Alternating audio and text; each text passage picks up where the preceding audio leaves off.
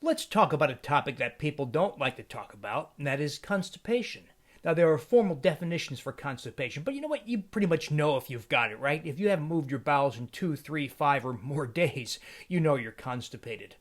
Now, before I got involved in my wheat belly and undoctored programs, I saw just how many contortions people would often go through just to have a healthy bowel movement or any sort of bowel movement. Laxatives, enemas, drugs, all kinds of things that would work maybe temporarily, but it left you stuck on these strategies. Now, ever since I introduced the wheat belly concepts and we learned from the worldwide experience, we've learned a whole ton of new lessons in constipation. So let me run through some of those things. First of all, complete elimination of wheat and grains is important. The complete opposite of what you've been told, right? You were told to load up on whole grains and bran for the fiber to bulk up your stools. What they didn't tell you was that the gliadin protein of wheat that's converted to opioid peptides. You know how opiate drugs cause constipation? Terrible constipation.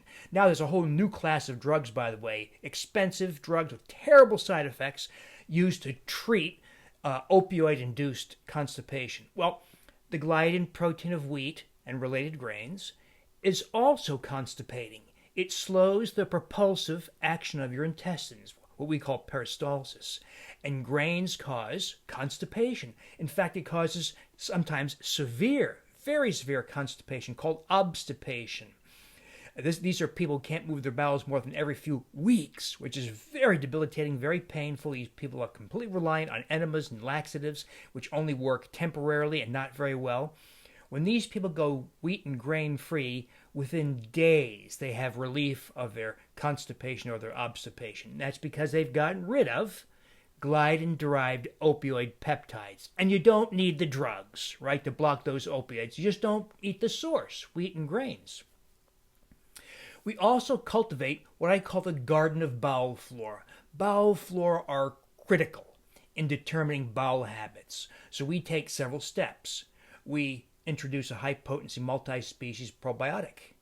We introduce fermented foods, either ones you make yourself or that you buy at the store. Make sure they truly are fermented, though. And then we add prebiotic fibers.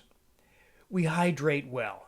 You probably know that already, but it's very important to hydrate well because you don't want, even a brief period of dehydration can form a hard block of stool in your colon, and it can really cause constipation. So you don't want to allow dehydration of any sort for any period of time. We supplement with magnesium. We all begin with profound magnesium deficiency because we rely on filtered water, right? You can't drink the water from the river or the stream because it's all contaminated with farm runoff and sewage and other things. So we must filter our water. Whether you filter your water in your home or whether the city filters it for you, all magnesium is removed. So you're not getting the magnesium you should have gotten from free-flowing water flowing over rocks and minerals, nor does modern produce, vegetables in particular, have the magnesium they used to. And if you're a prior grain consumer, the phytates of grains bound most of the magnesium in your intestines and you passed it out in the toilet. So we all begin with profound magnesium deficiency. So we supplement magnesium. One of the great side benefits of magnesium supplementation is looser and more regular bowel movements. You can put that to use. So if you're going to use my recipe, for instance, for magnesium water, if you don't know what that is, see my Wheat Belly blog, see my Undoctored blog, see my Wheat Belly books, my Undoctored book. You'll find every place I've written, you'll find a recipe for making magnesium water, which is a way to make magnesium bicarbonate, which is the most highly absorbed form of magnesium you can get. You can't buy it, you have to make it yourself. It's very easy. It just tastes like water. But we try to build up doses. So most people start with 4 ounces or half a cup twice a day. You build it up to 6 ounces, maybe to 8 ounces. If you have constipation, you can use that magnesium. That magnesium typically stops constipation. But if you have a brief bout of constipation, you can up the dose temporarily. Maybe take 8 ounces 3 times a day. Or maybe take 12 ounces all at once to induce a bowel movement. Or if you take magnesium malate, you can take an extra tablet or 2 to induce a bowel movement. But just taking magnesium encourages regularity and smoother bowel movements.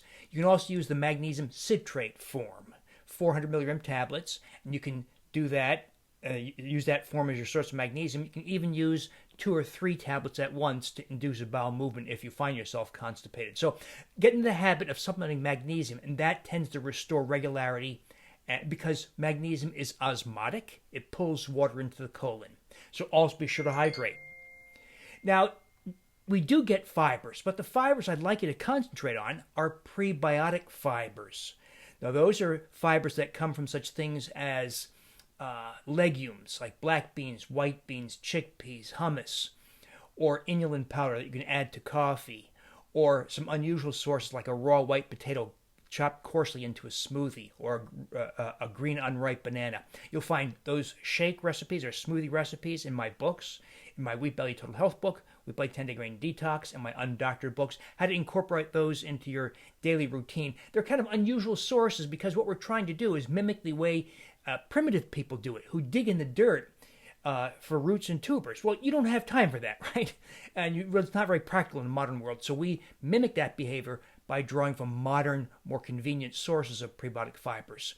Rarely do you have to go beyond that, but you can use other sources of fibers. You know, my lifestyles include lots of fiber sources without effort, such as vegetables, limited sources of fruit, legumes. So you should be getting nuts and seeds. You should be getting lots of fibers of a variety of sorts just by doing that.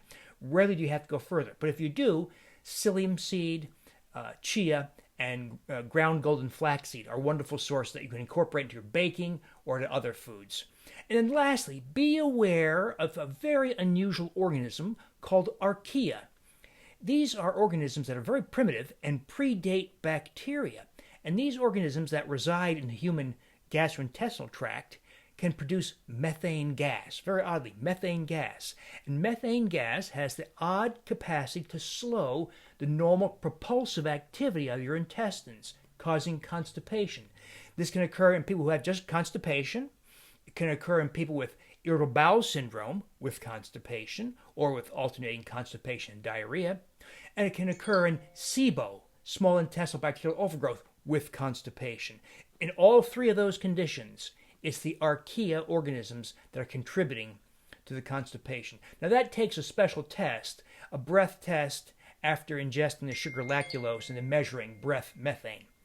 Now that's a little bit more complicated. If you want to embark on SIBO management, including Archaea, I encourage you to join our Undoctored Inner Circle. We have these sorts of conversations to help you get through it. Because you know what's going to happen if you talk to your doctor about Archaea or methanogenic SIBO? He's going to say, I don't know what that is. Or don't waste my time. Or you're fine. Or he'll send you to a gastroenterologist who says, I did an upper endoscopy and a colonoscopy. You're fine. Don't have colon cancer or an ulcer. Goodbye. And you say, what about that question I had about Archaea and methanogenic SIBO, etc., my constipation? He says, don't waste my time. It's stupid. And so, unfortunately, most doctors have not kept up with the emerging science. So that's the slack we take up in the Undoctored Inner Circle. We help you do these kinds of things on your own successfully by giving you ideas, support, and direction when you're on your own. In the meantime, if you have constipation, think about all these factors. I can tell you constipation is virtually unknown in my programs if you follow these steps.